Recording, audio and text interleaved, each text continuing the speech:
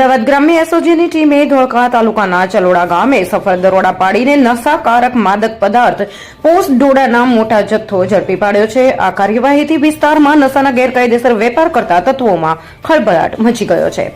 મળતી માહિતી અનુસાર અમદાવાદ ગ્રામ્ય એસઓજીને ખાનગી બાતમીદાર મારફતે જાણ મળી હતી કે ધોળકા તાલુકાના ચલોડા ગામે પાછળી ઓળ પટેલવાસ વિસ્તારમાં રહેતા કિરીટભાઈ ઉર્ફે મફતભાઈ ચુનીભાઈ પટેલ પોતાના મકાનમાં ગેરકાયદેસર રીતે નશાકારક વનસ્પતિજન્ય માદક પદાર્થ પોસ્ટ ડોડાનો જથ્થો રાખીને વેચાણ કરતા હતા. આ બાતમીના આધારે એસઓજીની ટીમે જરૂરી કાયદેસર કાર્યવાહી પૂર્ણ કરીને ધોળકા રૂરલ પોલીસ સ્ટેશનના સ્ટાફ સાથે મળીને સ્થળ પર દરોડા પાડ્યા હતા. પોલીસ દ્વારા મકાનની તપાસ હાથ ધરવામાં આવતા ત્યાંથી અંદાજે 5.329 કિલોગ્રામ વજનનો નશાકારક વનસ્પતિજન્ય માદક પદાર્થ પોસ્ટ ડોડા મળી આવ્યા હતા. પોલીસે આ સમગ્ર જથ્થો કબજે કરીને કાયદેસરની કાર્યવાહી હાથ ધરી હતી. જપ્ત કરાયેલ પોસ્ટ ડોડાની અંદાજિત કિંમત પણ નોંધપાત્ર હોવાનું જાણવા મળી રહ્યું છે.